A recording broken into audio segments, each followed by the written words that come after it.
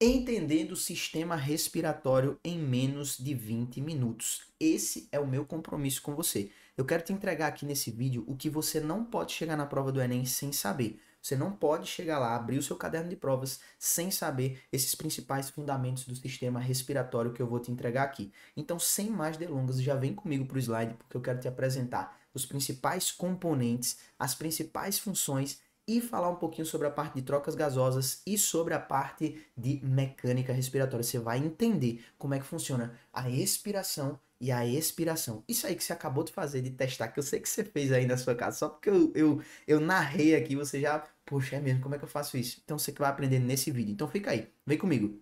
Então, vem comigo para a gente conseguir lembrar aqui desses principais pontos sobre o sistema respiratório. Não saia dessa aula sem saber isso aqui, tá? Não saia dessa aula sem saber isso aqui. Componentes. Quais são os principais componentes do nosso sistema respiratório? Nós temos as famosas vias aéreas. São as vias superficiais do nosso sistema respiratório, compostas pelos órgãos que vão fazer a condução do ar do meio externo até os nossos pulmões. Então a gente tem aqui, ó, o nariz, né, que é a estrutura externa, a cavidade nasal.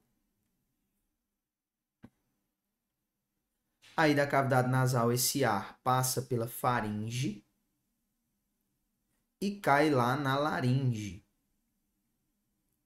onde a gente tem a abertura lá das cordas vocais e assim por diante. Da laringe ele cai na famosa traqueia. A traqueia se bifurca em dois tubos chamados de brônquios. Esses brônquios adentram a estrutura pulmonar e se ramificam em brônquios menores ainda, que vão ser chamados de brônquios de segunda ordem, de terceira ordem, até chegar nos bronquíolos, que são os brônquios menores, tá? E aí, na borda desses bronquíolos, já dentro do pulmão, nós temos a porção dos alvéolos, ok? E aí, por que eu estou trazendo isso aqui? Eu vou trazer só até os bronquíolos, tá? Isso daqui já é dentro do pulmão. Porque aí a gente tem a porção respiratória. A porção respiratória, que é a porção onde ocorre de fato as trocas gasosas, né? A respiração, por sua vez, a gente vai ter aqui o pulmão e dentro deles os alvéolos pulmonares, tá? Que são ramificações lá da extremidade dos bronquíolos, tá certo? Então, não é segredo para ninguém essa anatomia geral. Por que é interessante a gente lembrar dessa anatomia básica? Porque não dá para você pensar na fisiologia sem conhecer os principais órgãos, tá? Então, a função disso daí, até os bronquíolos ali, é só conduzir o ar. A única coisa que a gente pode ter aí dentro desse processo de processamento desse ar, digamos assim, é o aquecimento, o umedecimento e a filtração, especialmente acontecendo na cavidade nasal e lá na traqueia, onde a gente tem aquele epitélio com cílios e muco, né? Isso daí vai auxiliar a gente nesse processo e é ele que fica bem desgastado quando a gente tá doente, né? Com muco excessivo e batendo os cílios para botar esse muco para fora, você fica colocando catarro ali e assim por diante, tá? Quando a gente chega lá nos finalmente, então vamos pensar aqui, ó, os nossos pulmões, tá? Eles estão aqui bem bonitinhos. Nós temos lá o rosto, que é o nariz. Espera aí que o professor não tem tanta similaridade aqui, ó. Então aqui nós temos a traqueia, aqui está o nariz, tá? Espera aí que eu vou tentar desenhar melhor, tá? Então aqui está o nariz, certo? Essa é a abertura do nariz. Então a gente tem aqui a comunicação do nariz, aí passa pela boca aqui, ó, a faringe, certo? Então a cavidade nasal, tal. Desceu aqui, a gente tem a traqueia. Essa traqueia vai se bifurcar nos brônquios, que entram aí nos pulmões. E dentro dos pulmões, a gente tem a ramificação dos bronquíolos, tá certo? Que vão formar aí o que nós chamamos de árvore respiratória, tá certo? Isso aqui é a árvore respiratória. E aí, o que é que eu quero com você? Lá na bordinha, eu vou desenhar uns pontinhos aqui. Lá na bordinha, nós temos nada mais, nada menos do que os nossos alvéolos pulmonares. Olha que desenho bonito. Um desenho desse você não encontra por aí, tá? Aqui nós temos os famosos alvéolos pulmonares. Então, vou desenhar da corzinha que está por lá. Estão de verde, né? Então, ó, aqui, ó, os alvéolos pulmonares, como se fosse um verdadeiro cachinho de uvas. E qual é a grande sacada aqui, professor? Nós vamos ter, passando aqui em volta desses alvéolos, uma rede de capilares sanguíneos, tá? Então, aquela rede de vasos mais delgados que vai estar envolvida com o quê? Vai estar envolvida com as trocas gasosas, tá? Com as trocas gasosas, com as trocas do tecido e assim por diante. E aí, o que é que acontece? O sangue que chega lá nos pulmões, nesses capilares, é um sangue rico em CO2. Vou colocar aqui fora, porque vai ficar maior para a gente observar. Então, ele tem uma alta concentração de CO2. Resultado, o ar que chega dentro dos alvéolos, ele tem uma baixa concentração de CO2, até desenhar pequeno aqui, ó, e ele tem uma alta concentração de oxigênio. Enquanto esse cara aqui tem uma baixíssima concentração de oxigênio e uma alta concentração de CO2. O que é que acontece, professor, nesse cenário? Difusão. A difusão é passar de onde tem muito para onde tem pouco. Então, esse cara aqui passa de onde tem muito para onde tem pouco. E este cara aqui passa de onde tem muito para onde tem pouco. Tá certo? E aí, o que é que acontece? Agora, este sangue que estava passando aqui, ele se torna, portanto, um sangue arterial, que é o sangue que vai voltar lá para o coração, tá? Então, agora ele vai ser um sangue rico em oxigênio e pobre em CO2, porque ele já entregou o CO2 que ele tinha que entregar, beleza? Então, essa troca gasosa, por diferença de pressão parcial dos gases dentro desses fluidos, né, o ar que está nos alvéolos e o sangue que está passando ali nos capilares, é o que nós chamamos de hematose. Isso daqui é a famosa hematose. É essa troca gasosa entre o ar que está nos alvéolos e o sangue que está circulando dentro dos capilares sanguíneos. Pegou a ideia? Então, a gente vai ter um processo de difusão e a gente chega com sangue rico em CO2 e sai com sangue rico em oxigênio, beleza? O ar que foi despejado, ali o CO2 que foi despejado no ar que estava nos alvéolos, vai ser pressionado aí para ser impulsionado para o ambiente externo. Isso daqui é uma das coisas primordiais que você não pode esquecer para resolver questões do sistema respiratório.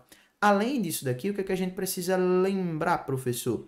Nós precisamos lembrar da mecânica respiratória, ou do que nós também chamamos de mecânica ventilatória, tá? Então, os nossos pulmões, eles precisam funcionar da seguinte maneira.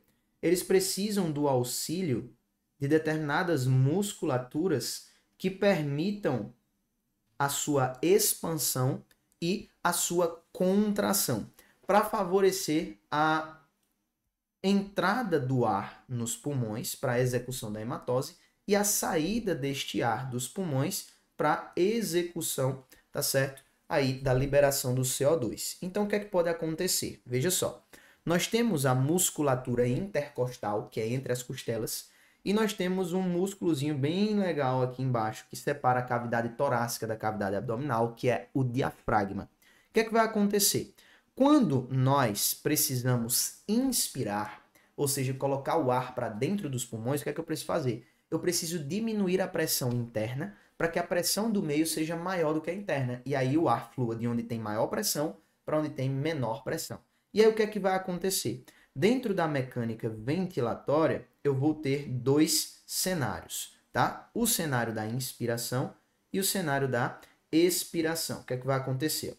No cenário da inspiração, eu tenho a contração da minha musculatura. Então, eu tenho aqui, ó, a contração do diafragma e a contração dos músculos intercostais. Ficou pequenininho aqui, eu vou dar o zoom, tá? Então, eu tenho a contração aqui dos meus músculos intercostais. Beleza? O que é que vai acontecer? Com a contração dessa musculatura, vou puxar para cá para a gente poder visualizar. Com a contração dessa musculatura, o que é que vai acontecer, professor? Olhe só. Com a contração dessa musculatura, eu tenho a redução da pressão interna. Então, o músculo aqui, do diafragma, ele desce e permite a expansão no sentido longitudinal, tá certo? Dos meus pulmões. Os músculos intercostais expandem a caixa torácica no sentido horizontal e permite que isso daqui, expanda para fora também. Então, o que é que acontece? A minha pressão interna, ela diminui. Se a pressão interna diminui, o que é que vai acontecer? Esse ar vai entrar nos pulmões. Aconteceu o meu processo de inspiração, tá? Já no segundo cenário, o que é que vai acontecer? Vai acontecer o que nós chamamos de relaxamento. Esses músculos que estavam contraídos agora vão se relaxar. O diafragma, em primeiro lugar, e depois os músculos, né, que é a abreviatura de músculo, você vai ter contato com esse tipo de nomenclatura lá na Faculdade de Medicina, o MM, tá certo? Então, músculos intercostais. Eles vão aqui sofrer este processo de relaxamento. E aí vamos ver o que é que vai acontecer com essa galera. Olha só, quando eu relaxei, eu voltei o meu diafragma para a posição original. Então isso favoreceu o quê? Uma pressão aqui nessa parte de baixo. Eu vou empurrar, diminuir, tá? A minha expansão longitudinal. E os músculos intercostais também relaxam, diminuindo a minha caixa torácica. Então isso aqui, aumenta a pressão no sentido horizontal. Resultado, a pressão interna, ela aumenta. E com esse aumento da pressão interna, o que é que vai acontecer? Eu estou favorecendo que esse ar seja empurrado para fora, que é o meu ambiente agora de menor pressão. Então, esta mecânica vai resultar no processo de expiração, tá certo? Então, essa daqui é a mecânica expiratória, tá? Então, com isso, a gente conseguiu visualizar quem é que contrai, quem é que descontrai, no momento tanto da expiração quanto no momento da inspiração, quando a gente está fazendo aí o trânsito de entrada e saída do ar nos pulmões, tá? Então isso daqui é um panorama geral do que você precisa levar para resolver modelos de questões dentro da prova do Enem que tratem sobre a fisiologia do sistema respiratório.